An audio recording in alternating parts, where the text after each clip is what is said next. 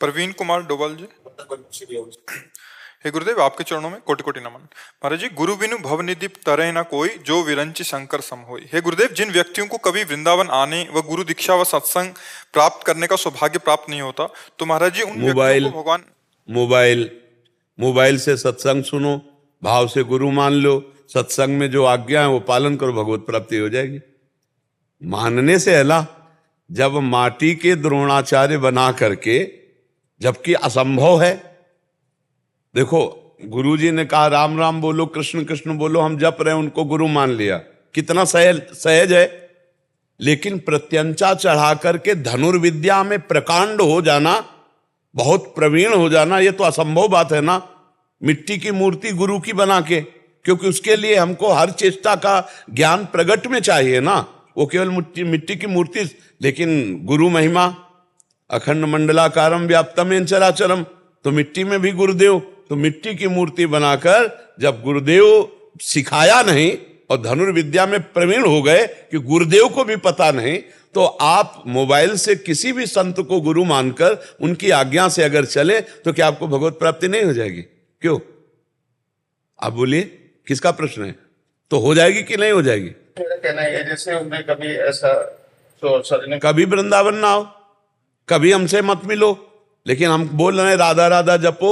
अब ये अगर अमेरिका में तुम्हें सुनाई दे राधा राधा जपने लगो और हमारी आज्ञा से चलने लगो, पराई माता बहनों की तरफ व्यभिचार दृष्टि मत रखो, मांस मदिरा मत पियो, सात्विक वृत्ति से रहो, वहीं भगवत प्राप्ति हो जाएगी, अमेरिका में वृंदावन मिल जाएगा। लेकिन हमारा भी हम क्या कर सकते हैं अंतिम व्यक्तियों के लिए? ये कह रहे कि आगे लिख रहे हैं कि क्या मैं भी उनके लिए नाम जप कर सकता हूँ, सबके लिए? देखो, संत महात्मा तो सबके लिए जपी रहे, सर्वे भवन्तु सुखिनः सर्वे सन्तु निरामया। पहले आप छक लो, आप भगवत प्राप्ति कर लो। आप इतना छक कर नाम जप करो कि आपको भगवत साक्षात्कार हो जाए, तो पूरे त्रिभुवन में कहीं कोई और है ही नहीं भगवान के सिवा, तो किसका कल्याण करोगे?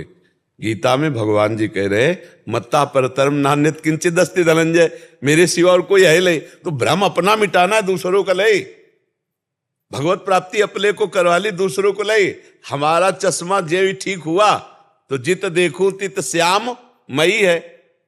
गोस्वामी तुलसीदास जी का जब भाव नेत्र खुला तो जड़ चेतन जग जीव जत सकल राम मैं जानी, बंदो सबके पद कमल सदा जोरि जुगपाल। सब में भगवान का। अब किसका उद्धार करना है?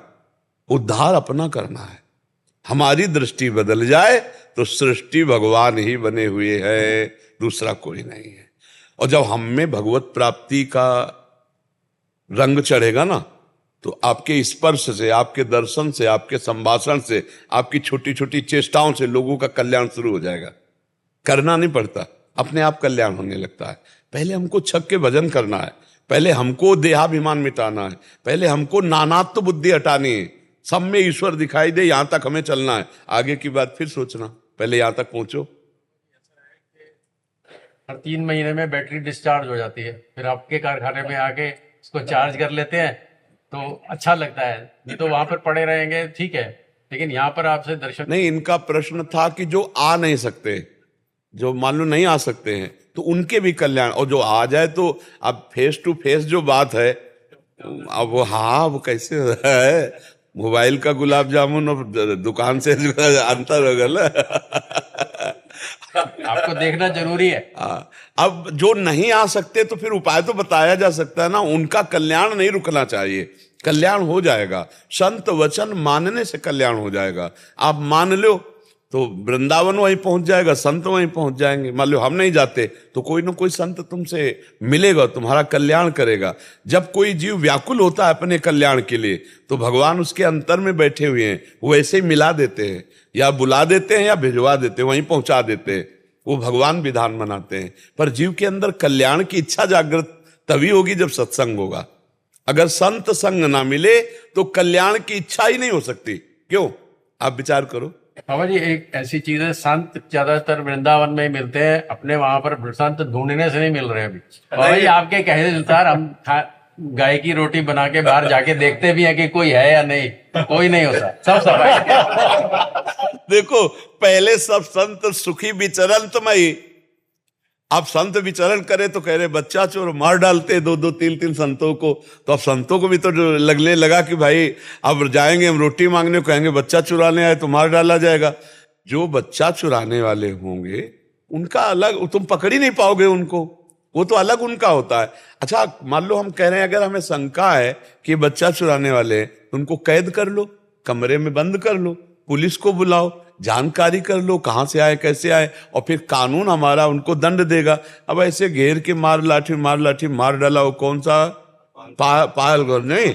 अब जैसे नौजवान बच्चे हैं, अभी गांव में जाएं, अन्यत्र ब्रज में तो मांगने में अभी मर्यादा है, बाहर अगर घरों में मांगने जाए तो लोग मतलब उपहास करेंगे, लोग मार देंगे। नहीं, पहले संत गांव गांव विचरण करते थे, बहुत से महात्माओं जो गांव में आते, कुछ ऐसे स्थान होते जिनमें रुकते प्रवचन करते। अब तो हाँ, अब तो बड़ा मतलब विचित्र खेल है। तपसी धनवंत और दरिद्र ग्रही कलि कौतुक तात लजात। अब तो भैया मतलब बड़ी विचित्र व्यवस्था है। हाँ, बहुत कलयुग का बड़ा भजन करके निकल जाओ, यही खास बात है। ले तो फसाओ, हर गली में फसाओ है, हर कदम में फसाओ है। भगवान की प्राप्ति बड़ी कठिन है। आपके आदेश अनुसार रोज घर के बाहर जाके देखते हैं कोई संत नहीं। समय हो गया ना, इसे आप नहीं मिलेंगे। हाँ, अब नहीं मिलेंगे, अब ऐसे नहीं मिले, बहुत कठिन हो गया। अब जो संत जन है वो अपनी अपनी गुफा, अपने अपने मकान बना करके चुपचाप भजन कर रहे हैं, क्योंकि कलिकाल का ऐसा प्रभाव है। अब ये काशी है, हरिद्वार है, वृंदावन है, अयोध्या है, अब हाँ, अब ऐसे संत जन पाए जाएंगे। अब भ्रमण, इसीलिए यहीं पर आने का दिल करता बाबा जी। हाँ, नहीं तो आओ। जिनको नहीं आने को मिलता वो मोबाइल से सुन ले, लेकिन जिनको आने को मिलता है सौभाग्य तो धन्य भाग है, आना चाहिए। महीने 2 महीने में जिनको सुविधा है एक बार जरूर आ जाना चाहिए। दर्शन संभाषण बिहारी जी राधा वल्लभ जी से आंख मिला ले, ये सौभाग्य मोबाइल से थोड़ी मिलेगा। अब जैसे ऐसे आप जो आनंद ले रहे हैं वो मोबाइल से थोड़ी मिलेगा। 3 महीने तक चलेगा बाबा जी, ऐसे ही सोचते मन में सोचते बाबा जी से बात हुआ।